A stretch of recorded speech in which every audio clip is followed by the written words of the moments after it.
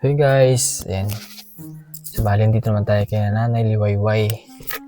Yung mag-isa pong matanda na nakatira po din sa gitna ng bukid. Ano muna tayo kasi medyo napakainit. Medyo magkakalayo kasi yung lugar na pinupuntahan namin. Una kay Nanay Concepcion, sumunod kay Nanay Gloria. Tapos dito, medyo magkakalayo naman.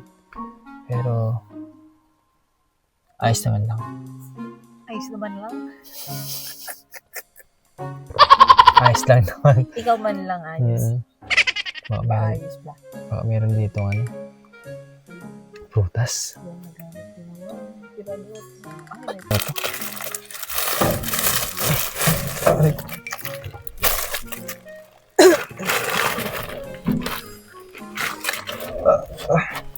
Kain tayong burger doon. Ayaw?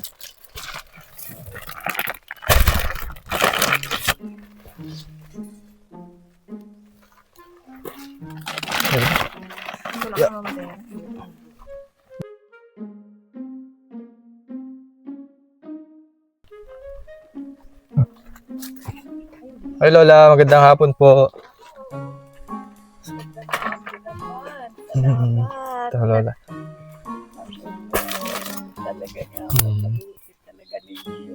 Pumunta ako dito last month na wala kayo din eh. Nabanggit po sa inyo na ano? Baka noong dumating ako na mayroon dyan sa lamesa Iniwan ko na lang. Aking anak. Si Kuya nagagawa po ng bahay. Oo. Sabi ko ay aba ay salamat at yung dating nila ay may tao din. Pero kung wala man po ay baka dadaanan ka rin namin doon sa pinagtatrabahuhan mo. Ay, galing ako sa pagsimba. Sa pagsimba ho nun? Araw ng linggo. Araw ng linggo nun eh. Ay, ano pong ginawa din sa bahay, sa kabila? Sila ay nagagawa ng mga ano dyan. Madaming ginagawa-gawa nila dyan. Yung mga kanilang tutulugan. At ang gusto nila ay pag sila'y mauwi, ay yung sila ay mayroong uuwian. Ay sabi ko, mabuti naman yung ganun. At nalalaman nila yung talagang mga pangangailangan nila. Opo. Kala ko'y babaguhin yung pinakandingding. Ang mga dingding ay pinagtagni lamang. Pero yung kahoy niyan, talagang nagpalagari siya. Opo. Yung pinakang lang, Oo, yan itong panlabas laang nagwan. Yan ay nagpalagari siya dahil mayroon lang kaming mga kahoy diyan. Parang inaawtayo tayo ni Kuya. Sabi ko ay salamat naman at kayo ay talagang yan ang gusto ko talaga sa mga anak ko na yung nag-aintindi sila ng kanilang ikabubuhay talaga. Dahil alam naman nilang ako dito ay sa bagay. Ako nga ay pag sila'y naparito at tapos mga nag-alisan ay doon ako talaga nalulungkot. Pag ako ay pinag-iiwanan. Talagang kung ako ay wala sa Panginoon ay talagang problema ang abutin ko at dahil makakapag-isip ka ng mga ano-ano pero ako hindi nag-iisip ng kung mga ano-ano basta't ang sa akin ay mabuti. Opo. Kasi mahirap talaga yung madami kang kasama tapos darating sa punto na bigla kang mag-isa na lang ganun. Mahirap yung ganun yung mga separation anxiety. Ay talagang ako'y nalulungkot. Ako talaga ay nalulungkot talaga. Ay hindi ko lang inaano sa kanila talagang yun ang sinapit ng aking buhay ay di tinanggap ko. Basta ang sa akin ay yung ako ay magpakabuhay sa maayos. Pero ilang beses po sila bumibisita sa isang buwan o sa mga loob na isang linggo? Kung minsan ay talagang pag-araw ng linggo andito sila. Diyan sila matulog. Lahat po sila? O dito lang si Kuya? Hindi. Ito nga lang. Yung akin namang anak dito ay dadalawa. Si Kuya doon? Si Kuya pangalan nun? Bago yung isa kong babae na sa Maynila na nga nagkaasawa, ay talagang kung aisip-isipin ko ay nakakalungkot din dahil isa-isa ko ng babae ay kahit ba yun ay pumalita sa akin, hindi naman sila na bisita dito, paano kami magkakakita-kita. ay ang sa akin ay yung kami ay magkita-kita ng ako ay ganito na may malakas. Malakas pa. Ako yung punto ni nanay, no? At talaga, Habang malakas pa yung magulang natin, dalawin natin o kamustahin, puntahan, para yung akin naman hindi natin masasabi ang panahon eh. Ang araw, baka Ay, mamaya talaga. pagka, ano, di ba? Mga ganong bagay. Ang sa akin na lang ay talagang ako ay mabuti na lamang talaga. Hindi huli ang lahat na makilala ko ang Panginoon Diyos na talagang unang-unay sa Kanya ako talaga humingi ng tulong at awa.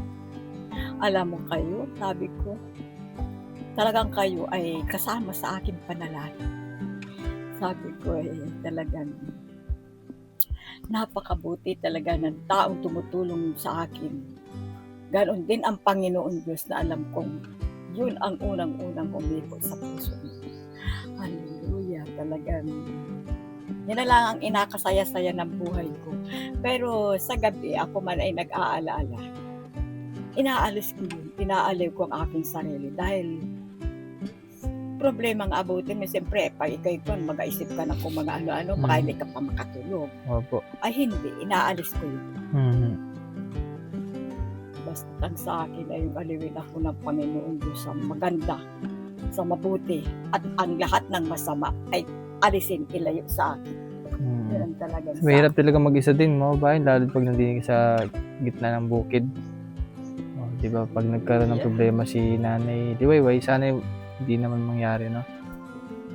Lalo na mag-isa lang siya, walang ibang kasama. Mahirap yun, no? May kami naman, nakakadalaw lang din naman dito every month. Pagdala ng ganito mga grocery, pangailangan ni nanay. Maraming salamat sa inyo. At hanggang ngayon ay patuloy ninyo ako. Hindi ka namin makakalimutan, nanay. Ay, salamat. Salamat. Ikaw ay lagi kong kasama sa listahan. Mabibigay ng ayuda, nanay. Salamat. Kaya nga ay talaga kailangan ay wala man lang ako pa. Ay, wala problema po doon. Kahit mga prutas ay mga walang kuhaan. Wala problema po doon. Mahalaga yung madalo ka namin. Sa tindi ng init. Talagang kaya nga po no? Talagang ang pinya naman, ayan, tuyo na ang lupa eh. Kung ay maliliit. Mga Alin? batuang bunga. Alin? Kaya yung pang mga kwan yan. Mayo hanggang Yan. So, salamat po muli sa ating sponsor, kay Ma'am Cici and Sir KP. No? Ay, salamat. Thank you rin sa ating mga sponsors, sa ibang ating mga sponsors. Ma'am Betty, Tito Dads, Ma'am Alory, Ma'am Anonymous. Maraming salamat po. Yan, si Nanay Liwayway, ang ating isa sa mga beneficiary po dito sa Oriental Mindoro. Sige Lola, kami po yung mapanik na rin po para... Isang inapuntahan dyan na namatay. Oo, magpatay na rin po ay. Yung mag-asawa ho. Oo nga. Pag yun ay, pag ako nadalaw doon nanay, lagi nang inasabi, ay, ano? Mga bata pa sila eh. Mapunta ka doon, madaan ka doon kay na Chihuaway. Changwaway. Ayaw po, apuntahan ko po. Oo, yun ay mga ano ko rin ay. Kilala din po kayo. Oo. Mga malapit na kasamahan ng naging asawa ko. Kaya magkakakilala naman kami. Ay, di ko akalaing magkaganon yun. At mga bata-bata pa kaya sila. nga po eh. Saka ang gaganda rin ng kanilang mga katawan. 64 lang ata, 65 lang ni nanay. Ang matanda po doon ay yung lalaki ata. Yung tanggol. Oo. Ay, kaya nung nagdumaan kami doon, nakakapanibago kasi every time na ikot ako, doon muna ako napunta bago po din sa inyo.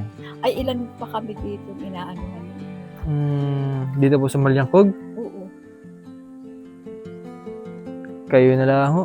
Kasi magkakaiba po sa Pambisan Malaki, sa Malyangkog, dito sa Pambisan Munti, sa Maningkol, doon ho. Magkakaiwalay ho. Alam mo, ako inano din ng mga estudyante. Yata ano din ng mga maestra. Na sabi ko doon sa mga bata na nagparito, ang sabi sa akin, di ako parang kinuna nila ng mga ano. Sinabi ko, wala naman akong trabaho, ako'y nag-aisa. Ay, sari-sari at pangalan, ang importante nilang malaman sa akin. Ay, sabi sa akin, babalik po kami. Hindi ko naman alam na gano'n. Basta ay salamat ako kung kayo'y mabalik. Ay nung bumalik, may dala-dala silang mga ano. Sabi ko ilan kami dito sa Manyangkog na napili niyo? Ay sabi sa akin ay kayo lang po. Kayo lang po ang napili. Ay naku, Ning, salamat sa inyo. At nung may pasok pa ay talagang linggo-linggo sila ay nabigay. Kahit pa yan ay pakaunti-kaunti lang. Siyempre, malaking pasalamat ko yan sapagkat bigay lamang sa iyo yan. Ay sabi ko ay salamat sa inyo. Ay ako iisa din daw ay na napili dito. Siguro na anuhan nila. Mga taga saan po mismo? Taga dyan din laho o malayo pa? Ako'y walang katapusan ang pagpapasalamat sa inyo ng mag-asawa. Sana'y patuloy kayong pagpalain at ingatan kayo sa inyong Salamat po. Ingatan kayo saan man kayo pumunta. Ay ingatan kayo ng Panginoon. Thank you po. Talagang nalalamang sa akin ang maitulong ko sa inyo. Patuloy kayong pagpalain at ingatan kayo ng Panginoon sa lahat ng inyong pupuntahan. Opo. Salamat. Sige po. Yan, thank you very much po. Bye-bye at Salamat. magandang hapon.